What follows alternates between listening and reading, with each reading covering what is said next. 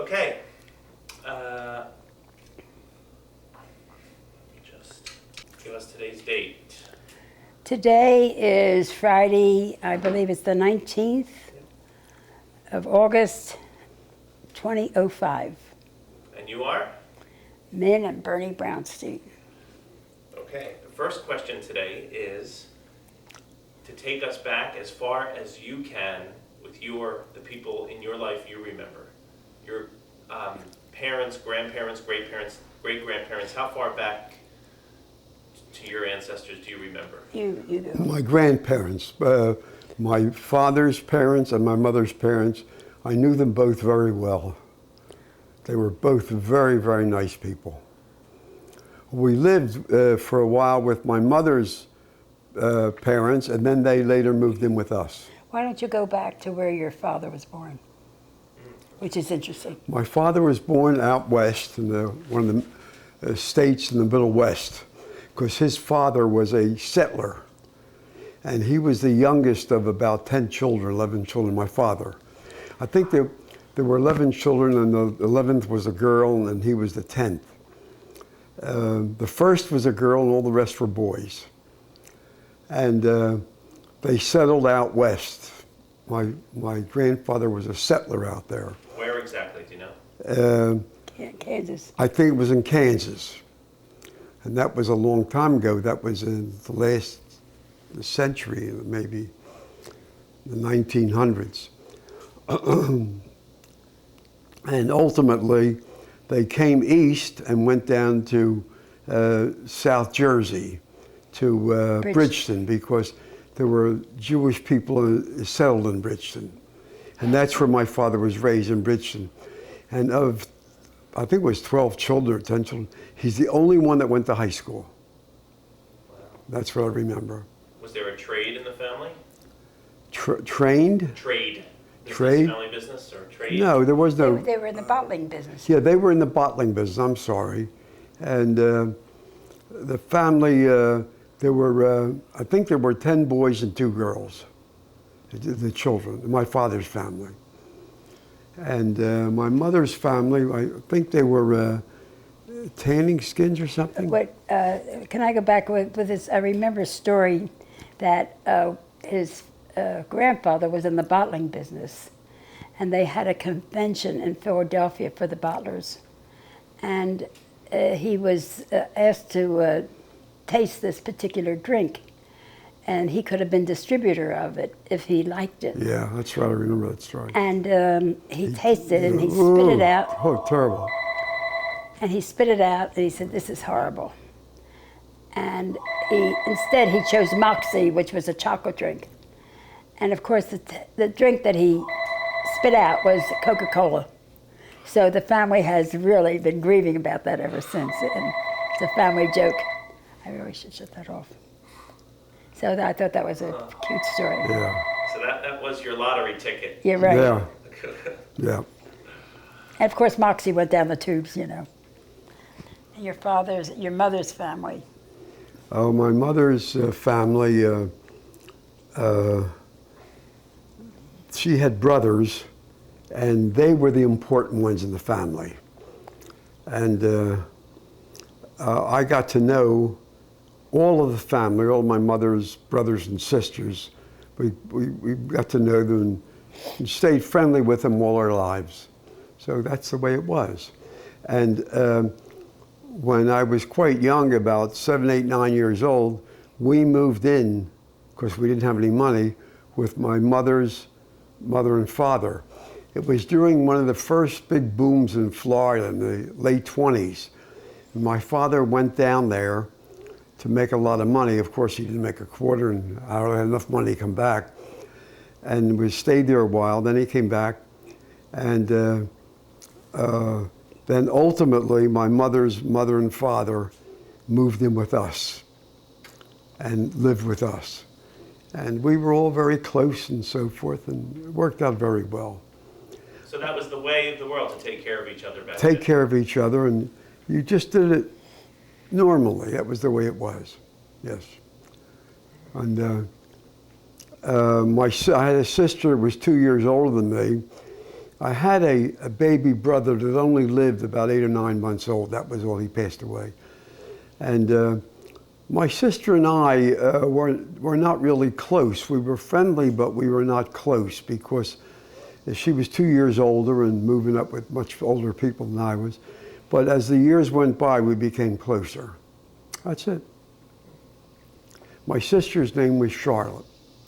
She's here. She's still lives in she's Florida. still around, and she lives in Florida. When we're down in Florida, we get to see her, and she stays in touch with Minnie, my wife. Yeah. She happens to be a magnificent-looking woman, and she'll be 89 in September. And no way would you say she's older than 70. She's very vital and very, very outgoing, and she's a dynamite lady. She really is. How about your family? Well, my family, I knew one grandmother. The others had died in Russia. And my father came over as an immigrant, leaving behind my mother and 2 little girls. And while he was here trying to make a living, one little girl died. And so my sister was the remaining one. And my mother came here with my sister. And my father was a fish peddler. He had a push cart. And he worked himself up magnificently, working very hard, of course. And ultimately, he became a very, very successful in the fish business. And he was a very, very bright man. He invented he dealt mostly in live fish, Jewish fish. And he had to bring the fish from the lakes, the Great Lakes. And he invented a certain kind of an instrument to keep the water aerated all the time in a locomotive. And he had this George Rogers that worked for us for many, many years, who would sit and make sure that the water was always aerated. I remember that so very vividly. And I was very friendly with Minnie's mother and father. When her father passed away, I became very, very close to Minnie's mother. But we were not married at the time that he died. He died when he was 52 in 1938. And he was very, very active in bringing over cousins. Family. Landsmen, people that lived in the same little town. Whenever he would make any kind of money, he would always bring over somebody. So he became quite well-liked naturally. In the Philadelphia area? In the South. We lived at 4th and South at the time. I was born at 432 South Street. And when I was 3 years old, we moved to West Philadelphia. And he was very, very beloved and respected. And my mother was a dynamite lady. I don't think she was 5 foot tall, and I had 4 brothers and my sister was 11 years older than I. And then I had 3 brothers, and then I had a twin brother to myself. And we were the youngest. So being the only girl, naturally I was spoiled rotten. And if my brothers ever wanted anything, I would have to get it for them, because they couldn't.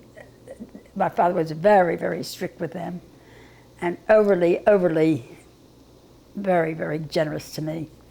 So it's a wonder I wasn't spoiled rotten, I'll tell you.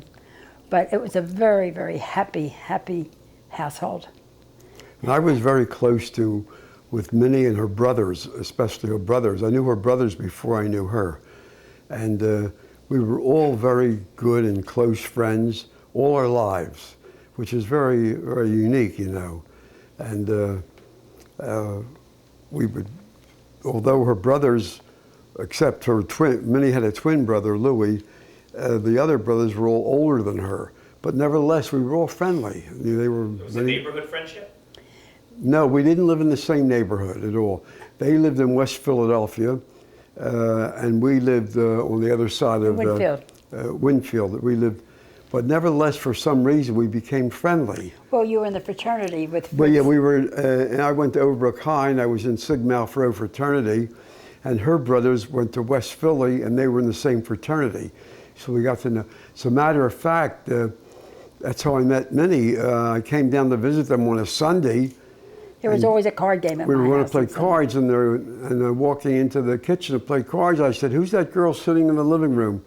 And her brother said to me, "That's my sister. Shut up and deal." And I'll never forget that. And from that moment, that next day, we went out to the same We went to Har dance. Zion The synagogue. Har Zion Temple had a dance. We went to the same dance. She with her date, and I would date with my date. But the next day, we went out together, and after that, we never went with anybody but each other.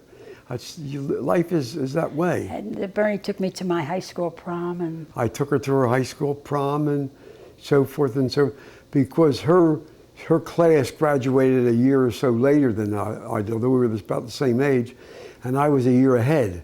So I attended her prom about 2 years after mine and so forth. you were 16 when you graduated. Yeah, I was 16 when I graduated high school. So what happened at that dance when you each went with Well, a different date? we switched date that night, and and he married Benny Stompman married Vivian Cohen, and Bernie and I got married. But that particular was a very, very fateful night because I went with Benny and he went with Vivian, and we switched dates and we married. Well, I graduated Overbrook High School when I was 16 on a Thursday. I mean, on Wednesday and Thursday, the next day, I went to work in my uncle's. He had a wool pullery where they stripped skins, of wool from skins, at 3rd and Lehigh. So I went to work there as a laborer when I was just 16. And I worked there almost 4 years, about 4 years in there. That was considered, in those days, I graduated high school in 1935, which was the height of the Depression. So to be able to go get a job, get $12 a week. Of course, in those days, you got the $12 on Friday, you brought the money home, gave it to your mother, because the family needed money to live. And that's the way it was. But nobody thought anybody was poor. You lived and moved ahead and so forth. And we had a happy youth. Yep. And then we got to know each other when we were about 17, 18 years old, huh? Yeah. Yeah. 18. And then Bernie decided that this working for somebody was not for him. Yeah. So he was going to go into business for himself and be in competition to his uncle, who was world-renowned in the wool pullery business, traveled to Australia 3 times a year. So Bernie was going to So I in the wool went pullery business. by myself without any money. I borrowed some money to get a hold of an old automobile, and I went into that same business. Except you must realize that Uncle Hyman gave a little spot in his even warehouse. though the man that I was working for, and I left him to go in that type business, he gave me an area in his warehouse where I could put merchandise down for nothing.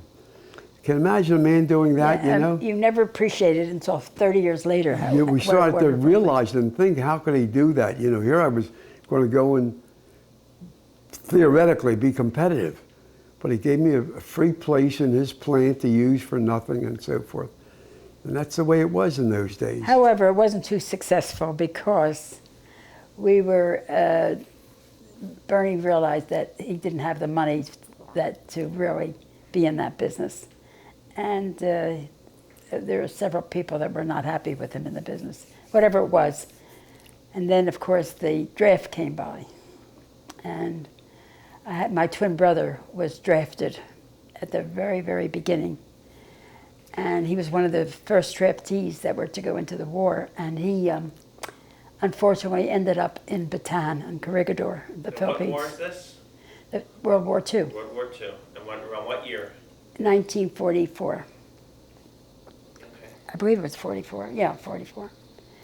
And he ended up and he was in the Bataan Death March, and he was a prisoner of war for 3 years and 10 months. And came out alive and unbelievable. And it was absolutely a miracle that he came alive. He came out alive, Berry, and he weighed 80 pounds. But he came home and he established himself. And my brother Fritz, who was the 3rd oldest, he continued in the fish business. He's the one that ran her father's business and took it over. and the other brothers all really worked for him. Okay. And he and I, although he was much older than me, became very, very friendly all of our lives. We were just that close, although Fritz was about 5 years older than me or so. 6 years older than me. But we became very, So maybe very 7. close friends.